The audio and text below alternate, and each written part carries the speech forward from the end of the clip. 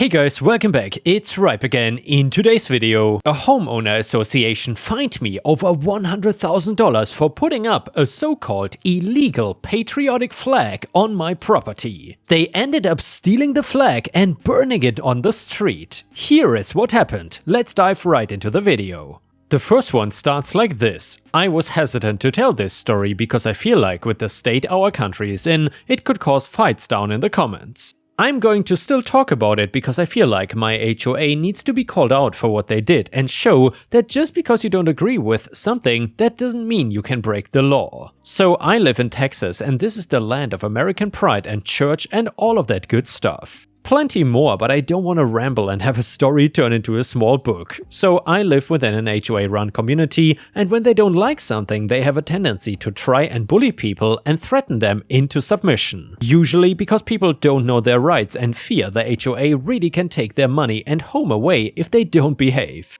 I have a brother that at the time was serving overseas, and I wanted to show my support for him and the others like him. So basically, I put up an American flag in the front of my house, which is not that uncommon of a thing to do. I feel like if you went back 30-40 years, most houses would have one in order to show their pride for the country and military and stuff. Now, with the government and flag being a little controversial, less people display it, and the HOA did not seem to like that I did that. One HOA member confronted me about it only a day after I put it up. HOA member: "Everybody can see that you put up a flag by your front door." Me: "Yeah, I did. It's from my brother in the army." HOA member: "Well, we don't allow racism in this HOA, so you need to take it down." Me: "How is it racist?" HOA member: "Everybody knows that the government is racist, and the flag is a symbol of that racism. You're flying a patriotic flag that glorifies horrible things." Me: "Look, I get if some people don't like it, but I can have a flag if I want to." HOA member: "Our president sells real estate and your flag is gonna make people think this neighborhood is no good and prices will drop." Me: "That's not my problem. I'm not trying to say that I agree with the government or what people in high power think. I just believe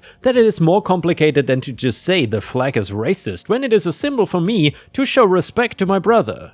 After the HOA started to threaten me though, I was keeping it up due to spite as well. The HOA started sending me fines in the mail for going against their guidelines, claiming that my flag was a hate group symbol, which was not allowed. They were sending me fines of $2,000 every single day. Even if it was a valid thing to fine me over, they were not allowed to fine that much and keep it going daily. By the time things got settled, I had fines adding up to over $100,000. Money they really did expect me to pay to them. Spoiler alert, I had zero intention to pay them a single penny, since I knew I was not breaking any rules. It was not until I was getting letters threatening to pay or face a lien on my home that I contacted somebody for legal help. I sent in copies of the fines and pictures of my offensive, hateful flag. He filed some kind of paperwork I cannot remember the name of that would basically force the HOA to provide evidence of the fines being valid.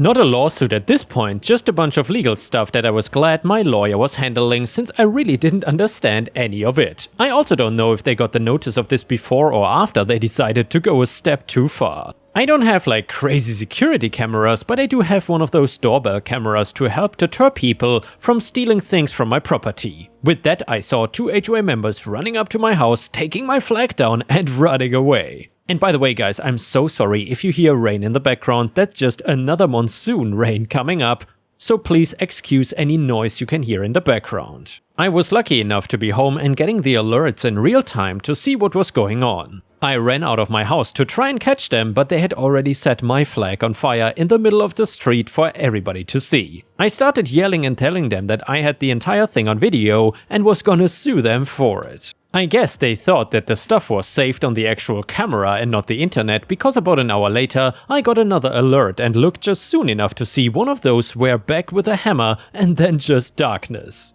They destroyed the damn thing, thinking it would get rid of what they did. Instead, it just gave me more evidence against them. I spoke to my lawyer and he said I could press charges for destruction and trespassing on the property. The other issue about the fines was still going on separately, but pressing the charges now opened a criminal trial against the HOA. One they assumed they could win and pushed to go all the way to trial. I will get to that in a second, but first I want to close out the other part of the story hanging in the air. The HOA was never able to provide the right documentation about the fines or how much they were charging me. My lawyer sent a statement letter about me having the right to display the flag and that federal right would always overrule what they were gonna do. If they tried to put up a lien on my house for it, I was in the right to file with the state against them. It was enough for them to get scared and drop the fines then and there. Now for their criminal trial, they were not looking good at all. They were trying to once again claim the flag was a hate symbol and destroying it was doing the community a favor. Here in Texas, the judges can be a little conservative, so hearing that they stole and burned the flag was not doing them any favors. They got another 6 months added on each for the trespassing and destruction of my property, needing to pay me to get a new one too, but compared to jail and huge fines, that was not much of anything. To say they were shocked would discredit the looks on both of their faces. They really did think that they had the right to tell me that I could not have a flag and then destroy it when I didn't cave into what they wanted. They picked on somebody they could not bully, and by the time they figured it out, it was way too late for them. The HOA as a whole got a warning from the courts that they didn't want another issue of them breaking the law, or it could be a lot worse next time for them as a whole. I then got a new flag the very same day and hung it up to show them that they cannot stop me from doing what I know is well within my rights. And yeah, dear Ripe Stars, if you have watched until here and you still enjoy the HOA stories, then please don't forget to like the video and maybe even post some star emojis in the comments if you want to show your support. Thank you so much. The next one is a line cutter revenge story. So I went to Costco this evening. As we browsed plans, the lights dimmed. We had not realized they closed early, 6 PM, so we abandoned our browsing. Costco employees have lives too, and rushed to get the 3 things we really needed and got in line. The line for the quick check, it's like a self-check but there are employees doing the scanning, was hella long, but that was our problem for rolling in so late. An older lady behind us turned out to be an employee off duty, and she explained that folks with perishables were prioritized at the regular registers rather than the faster quick check lines. So we are waiting our turn like everyone else, and the line is moving along with reasonable speed. We are about a half a dozen back when a dude with a cart full of perishables comes in from the side, clearly trying to merge in front of us. He was a younger dude, maybe 30, and we are women on the back half of our 50s. We kept moving forward, not allowing him to slide in. Note, he never looked at us or said anything. We were too back and it became clear he was gonna rush past us to the next checkout. Not on my watch. I zipped up and stood in front of him, the cart at my back. He tried to maneuver around, but I kept my ass planted about a foot in front of his cart and didn't yield ground. Finally, he started saying, "Ma'am, can you move?" And I said, "You're trying to cut in front of all of these people. Get back in line like everyone else." However, he did not. I was confident he wouldn't touch me with his cart. I mean, witnesses everywhere, and he's a big younger dude hitting a short older woman. Before long, it was our turn, so I had to move, and as he rushed to the checkout, I said more loudly than necessary, "You're cutting in line, you a-hole." I spotted a free checker and pointed him out and said, "He's cutting in line." The checker, my hero, immediately saw the looks everyone else was giving him, and she directed him to the back of the line. A male employee stepped up and loudly announced that there was one line, which had been the case since these lines opened, and the line formed back there as Cutter Dude made his walk of shame to the end of the line. I thanked the checker while our 3 items were scanned. We then headed out feeling powerful, like we had vanquished an evil monster. Ironically, if we had a real emergency and were in a legit rush, I would have offered my place in line and gone to the back myself. I was not in any hurry though, but no, he was a jerk with a raging sense of entitlement and he got what he deserved. And the next one is titled Splitting Costs Malicious Compliance. So my ex-wife and I used to have a great relationship, but she has become petty and somewhat vindictive these last couple months. Our relationship started going downhill after her daughter, my ex-stepdaughter, broke into my house and stole from me and my new wife while we were on vacation together. Yes, I invited my ex-wife and her boyfriend to come on vacation with us too, so it would be a family thing. My current wife was completely fine with it. Interesting relationship, by the way. Anyway, not only did we invite them, we paid for everything: plane tickets, rental house, meals, activities. We have done this before and it was nice. While we were on this vacation, my ex-wife's daughter broke into our house and stole from us. We had to file a police report because some of the things stolen was medication and we could not get new prescriptions without filing a police report. And well, this upset my ex-wife even though we told her before we called the police and she said, do what you need to do. Before this, my ex and I would pretty much just buy what the kids needed while we had them. Every once in a while she would ask me to split the cost of the some things, and I would. I've never asked her to split the costs of anything prior to this, but lately she has been asking to split the cost of just about everything. Fine, whatever, I usually get most of the things for the kids anyway. About a month ago, my son needed some new equipment for indoor legs. She asked if I would split. I said fine, and when she took him out shopping, they couldn't find everything. So I bought most of it online. I asked her what she bought and how much, and I told her what I bought and how much, and it turned out she owed me for the split. It was only $40, I would have let it go, but she hounded me for a week over $5, so this pissed her off. She would be fine when I have to pay her, but gets pissed when she has to pay me. I only asked her for the portion of the split because she asked me to split the cost in the first place. We argued back and forth, and then she came up with a list of things we should not have to split and anything else we would split. So I started keeping track of things that I paid for that were to be split between us, so she gave me her list and what I owe her. Not a lot, I owe her $80. But when I gave her my list and her share, she now owes me $425. And yeah, ripe stars, I just hate it when people give you a hard time when you owe them $5 or something, but then they, on the other hand, if they owe you 50 or 100 or something, they don't give a damn and they don't pay you back unless you remind them. Personally, I don't really like to lend money from people. I would pay them back as soon as I can. Either way, the next one is a property am I the a-hole story. So I live in an area that is seeing a lot of new builds. My husband and I have the last large lot on our street, lived here for 20 plus years. Probably 800 people lived here when we bought our house, now it is 10,000 plus. It's about 1.5 acres. We installed a big play area a few years ago for nieces, nephews and eventual grandkids. It is on the opposite side of our lot, pretty far from the house, and there is a path that goes from our second driveway. It is landscaped and we purchased it from a contractor who was replacing some other park, so I can see how people mistake it as a town park. This happens often that people stop to play and I usually don't care, but we don't encourage it as we have 2 giant dogs who will bark at strangers who come in the yard. I put up some blatant signs that says private property and beware of dog. Right now it's still cold here, it's an early Friday morning, and I opened the door to let the dogs out. They basically stay in the yard and ignore anything outside the yard. The dogs start barking, I hear yelling. I run outside and there's a couple and their kid playing on the playground.